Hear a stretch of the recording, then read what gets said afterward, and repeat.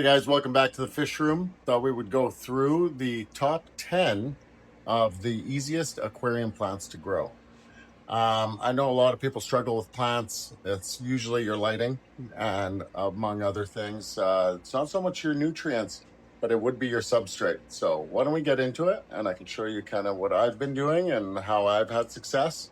And then hopefully you guys can too. I run very low tech tanks, a lot of breeding tanks. And even my upstairs show tanks are very low tech. I don't do much to them. So I can run you through that procedure and we can see how it goes. Anyways, let's get into it. Okay, so the first plant on the list is Limnifolia sessiflora. This plant is by far one of the easiest. I've had this since I've been in the aquarium hobby and I just keep trimming it and replanting it. It keeps growing in every tank. This is a very low tech tank. This substrate is fluval stratum. And nothing crazy about it. There's no soil in here. There's nothing. And everything's growing good. I did put some fertilizer capsules in the soil probably about 4 months back, but everything seems to be growing. I don't add any fertilizer to it. The thing that I find if you want this plant growing really well, you just need really good lighting and make sure you keep the water clean because it sometimes gets susceptible to algae growing on it. But you could just pull that off and these things keep growing. Very easy to propagate. You break the stem in half and just replant it and it'll keep growing. As these things get older, they will start splitting at the bottom and growing out new shoots. And wherever you cut it will split in two. So if you cut it down low, it'll split in two. I'll show you that right now. So here you can see some of the older plants that we have. So I've cut all these back. This is the stepdaughter's betta sorority tank, and all these have been cut back just recently and they're all starting to show signs of growth again. This is probably your easiest plant and will grow very rapidly in a very short time, and I highly recommend it for beginners. So I just wanted to show you what's possible. This is a pot and I just put some sand in the bottom of it. I think there might be a little bit of soil, but this is how it grows. Limnifolia is by far one of the easiest plants. You could just throw that in your breeding tanks and the fish will feel great and want to breed inside your tanks. So the next one on the list is water wisteria. Here you can see I planted the water wisteria in one of my show tanks. It is just getting out of control with all the leaves and foliage. So on those you will have little tiny pieces of plant start growing and then they will slowly break away and start floating up at the top. Here's a example of that. So that used to be a tiny little piece. You can see the roots right here, and then that little piece will float at the top with high light. They grow extremely quickly and you will have actually a floating plant. So you can plant them or you can float them. I'll try to show you a little piece. See on the top left there, very hard to show, but one of those is about to break off right there. You can see the roots are still attached to the plant, but soon enough that'll break off and float to the top and become its own plant. So the next plant I would put on the list is Java fern. So this plant I have had absolutely no issues with. I've put it in tanks just like this and hid it behind rocks and it's just kept growing into a nice big bush. Here you can see I've been growing it immersed along with the nubius and other things. But I've taken this out and attached it to rocks. It is a rhizomorphic plant. So if you cut the rhizome, which is its stem at the bottom, its stems, it'll propagate into another one. I don't know if I can get a good visual of this, but you can kind of see the stems there. But this will grow out in a nice big long root and then you can cut it and propagate it. That's what I've done to a bunch of these here. But it is one of the most unkillable plants that you can get. Just put it in your tank. The regular nutrients from fish poo will usually take care of this plant pretty good. The next plant I'm going to put on the list is Cryptocorin. It was one of the easiest plants that I have ever grown. The biggest thing that I found, so for example here, I have taken this plant and I put it right in the middle of the sand and I have just left it alone. I have not done anything to it and it just keeps growing. This thing used to be about a quarter of the size when I first put it in here about a year ago. And now it is just taking over this little 5-gallon tank.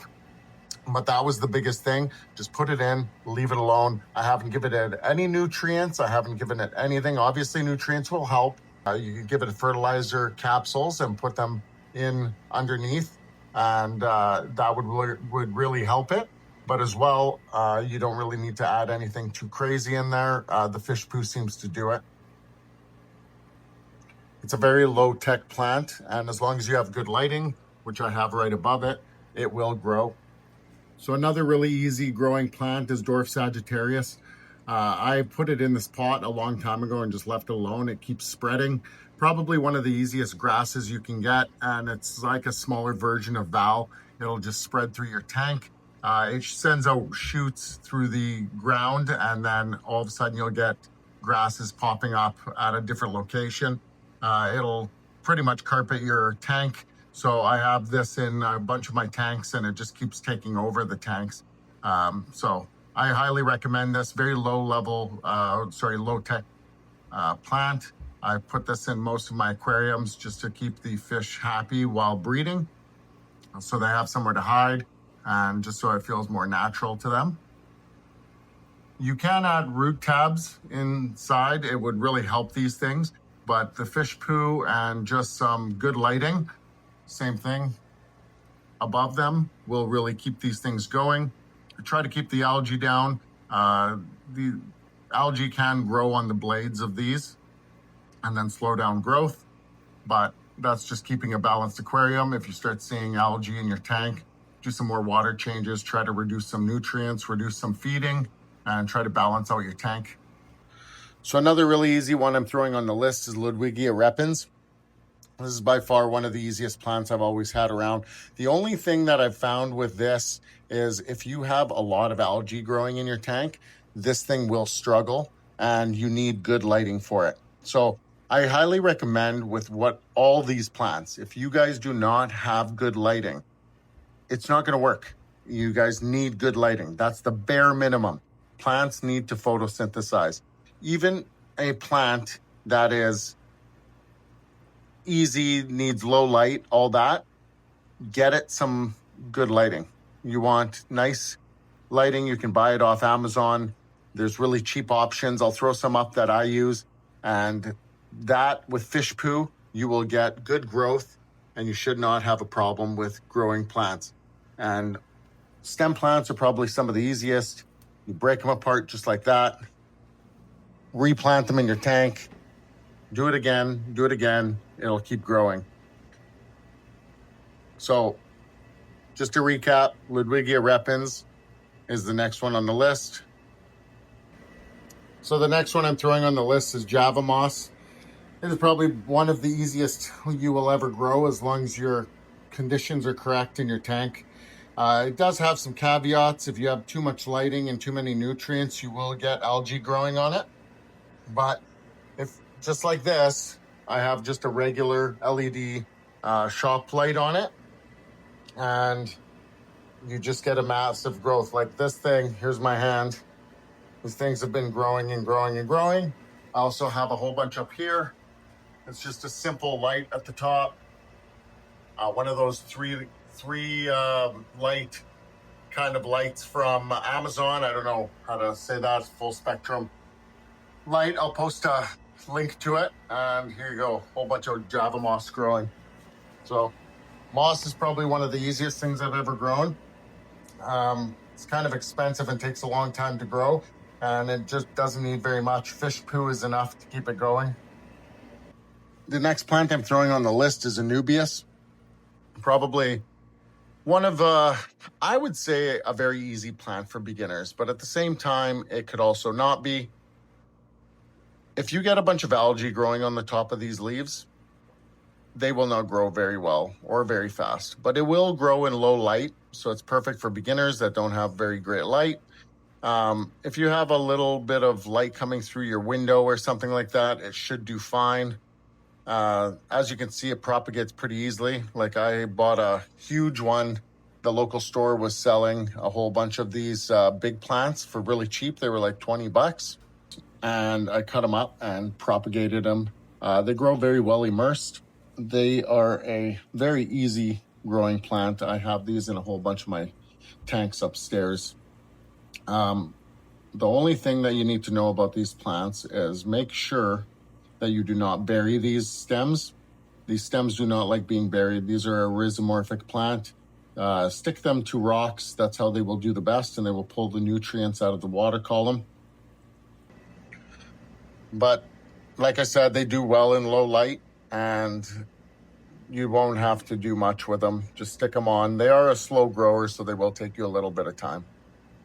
So the next one on the list, and this is just going to be a special mention. I don't want to add this to the actual main list, and the only reason I don't want to do that is because you have to have the right water parameters and the right setup for it, and then it'll go wild, or it won't work for you at all, and the leaves will die, or the grass leaves will die back, and you will just have a mess in your tank as they decay. So that is Vallisneria. So Vallisneria has been very easy for me, but it is only in some tanks. So I have put it in certain tanks and they die. As you can see how long the grass grows on these. But Vallisneria has been very simple. I put one stem in here. This is a pot with a bit of sand and soil in it, and it has spread to 4 different ones. It is now spreading through the tank. As you can see, I have it in a bunch of tanks upstairs. This is probably one of the easier plants that I've ever grown, but like I said, it all depends on your setup. Because in some of my tanks upstairs where there's more fish, I think algae builds up because I probably overstocked the tank, and then it grows on these leaves, and then it can't get its light from the, it can't photosynthesize light from the light, so it ends up dying back, and then all of a sudden you'll get a break partway down, and then this thing will just float in the water until it decays and creates more algae, and then eventually your plant dies back and dies. That's been my experience with it. Whether or not that's everyone else's, I'm not sure. But I did want to make a special mention because in a couple of the tanks, for example, down here, I put one plant in here a little while ago, and it has just taken over.